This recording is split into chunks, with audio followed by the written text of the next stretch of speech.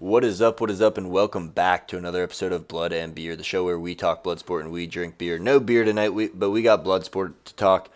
MMA, the fighting leagues specifically, GFL and PFL. The GFL has collapsed. The PFL may have reached new lows with where they're at this point with Don Davis, his spews on Twitter, and we're going to get into all of it today. It's pretty crazy stuff, honestly, what's happening. GFL, everybody kind of predicted that this was going to happen, but they canceled their first two events that they had planned. They just announced them about 2 weeks ago.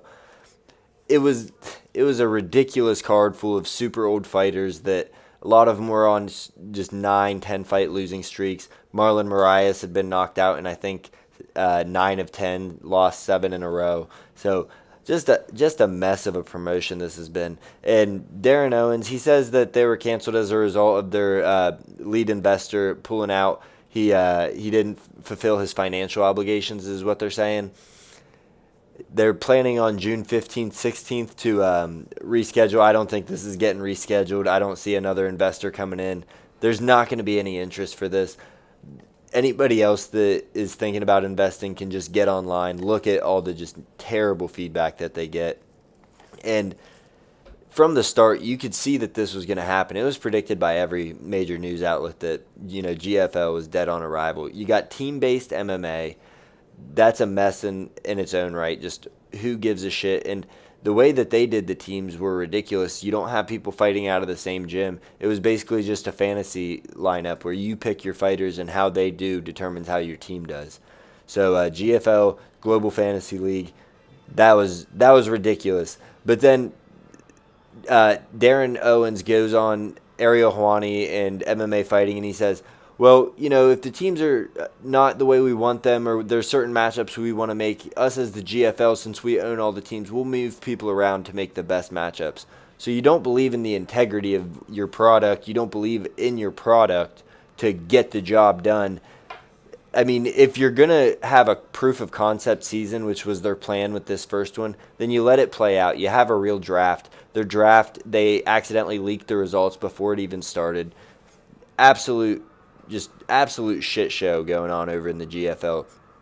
And like I said, if you're not going to completely commit to the bit, if you're not going to say, we're the Global Fight League, we have teams, however it's drafted is how it's going to play out, and we're going to see how this thing works, then there's no point in even trying it. You might as well just put on the best fights that are available, best fights that you can, because it's just ridiculous to have this gimmick but then make the fights you want anyways. It's not a team. It takes away all the soul out of it, everything. I hate it. I hate that they don't believe in it. And they signed everybody that had ever sniffed the top 10 of the UFC. They had Todd Duffy, and he was in the UFC like 10 years ago. He's only fought once since then, I think. It's an absolute mess. We knew this was going to happen. I thought PFL or GFL was kind of a cash grab from the start. You don't believe in the product. You just make this ridiculous thing that is going to make some noise. People are going to check it out and be like, people are going to hate on it, so it's going to get publicity. Sign all these super big names. There was no payout. And then they're planning to unionize the fighters. They wanted to have a retirement package, health care. That's all great and well, but when you don't have capital and you have a terrible product, it's all for naught. It's just a bunch of smoke and mirrors show. Ridiculous. Good riddance to the GFL. They're not going to put on an event. We can just stop talking about them for good now. Darren Owens scammed some Silicon Valley billionaire, and he probably got rich off this whole thing. So, moving on from the GFL, we'll go to the PFL, Professional Fighters League. It's ridiculous. Their top fighters are still calling for fights. They're not getting offered fights. You got Patchy Mix. You got Johnny Eblin out there. You have Corey Anderson. All of them saying they cannot get fights. There's not offering them nothing. They're not letting them go either. So they're being held contractually captive. And Don Davis, instead of addressing this issue, he gets on Twitter and says how great the PFL is for fighters, what their commitment is, all this and that, just dancing around the fact that all these fighters are coming out saying this. When Ariel Helwani calls him out on it, Don Davis comes back and says, you promoted GFL, you didn't, at the detriment of us, you didn't want us to succeed, this, that, and the other. comes at Damon Martin from MMA Fighting, calls him a clown. The tweet I have screenshotted, it was edited by Don Davis, so the clown part is removed. But the PFL, they've just been a mess from the start of 2 years ago when they bought Bellator, when they signed Francis Ngannou. It's all been an absolute disaster. Again, you got to commit to the bit. GFL didn't do it, and they didn't even get an event off. PFL had a bit. It wasn't very popular with the season. I get if you got to change things up, but they were so half in, half out the door. They kept the season around, but they pushed it to the back of the line for these super fight cards, the Champion Series, and I forget what the other thing they had was. They have a little bit of everything, their pay-per-view series or whatever it is. A bunch of nonsense. They brought Francis in, didn't have anyone for him to fight. They bring these Bellator guys in. They buy Bellator knowing of the contracts, knowing what they're getting into, knowing they don't have anybody for these guys at the top of Bellator to fight, so there's nothing interesting. Knowing these guys are likely not going to do the tournament because it's not useful. It's not good for them. Their contract is basically half the tournament anyways. So they've been shit in the bed. And then this year they come out and they say, hey, we're going to mix things up. We're doing away with all this nonsense. The season, we're just doing a Grand Prix. Switching from one gimmick to the other, it's not hitting. You know, I didn't hate the Grand Prix idea when it first came out, but the more it's coming around, more fighters are dropping out and they're having to substitute in guys we've never heard of and that aren't entertaining or aren't super great fighters.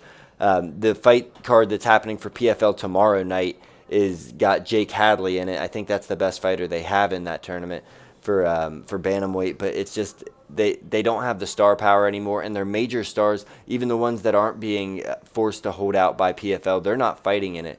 You got Dakota Decheva, you got Brennan Loughnane. These people that have won the tournament in the past, they're not re-entering the tournament. They don't want to be there, because they lowered the prize pool to $500,000. And Don Davis, when he was asked about it when they first did it, he said, well, yes, the prize pool lowers to $500,000, but they're fighting one less time and they're still getting their entire purse plus the $500,000, whereas before it was just the $1 million. So this might benefit someone that has a huge contract. It's not good for these fighters that are, making 40 and 40. They get an extra $500,000. That's great, but that $1 million was a lot more life-changing. And you look at the people that PFL has let go from Bellator that have come to the UFC or are on their way to the UFC. You got your Pitbulls, you got your Aaron Pico. MVP, I know he left while it was still Bellator, but he was not signed with UFC after all that. They could have signed him. They didn't. They dropped the ball. You got Yaroslav Amosov, 27-1. He had to go fight in CFFC to hopefully get his UFC contract. Former Bellator champ, he walks away from Bellator. Ryan Bader, and like I said earlier, you got Patchy Mix, Johnny Eblin, Corey Anderson, all calling for their releases. And then Don Davis, instead of addressing this major issue that they have, he's going on Twitter calling out the media for not giving his promotion enough credit, for not giving them enough publicity, for not talking about them enough, for wanting them to fail. It's not that people want them to fail. It's that when you give us a product that has no soul, that just seems like you're saying, hey, we're at least giving you a product. We're giving you a product. Buy it, or we're wanting investors to buy it. This is, again, proof of concept type stuff from the PFL. It's just both the fighting league thing, never name a fight promotion anything FL again. It's destined for failure. Dog shit fight leagues. That's all I got for you. Thank you for tuning into this short little special episode about the dog shit fighting leagues. Like, comment, and subscribe. Don't forget you can check me out on Spotify, Apple, and Amazon as well. Watch party this Saturday, 9:30 for UFC 314. Me and Cody are going to be going live on YouTube, so make sure you check it out. Hit the notifications. I appreciate you tuning in. This is Matt with Blood and Beer.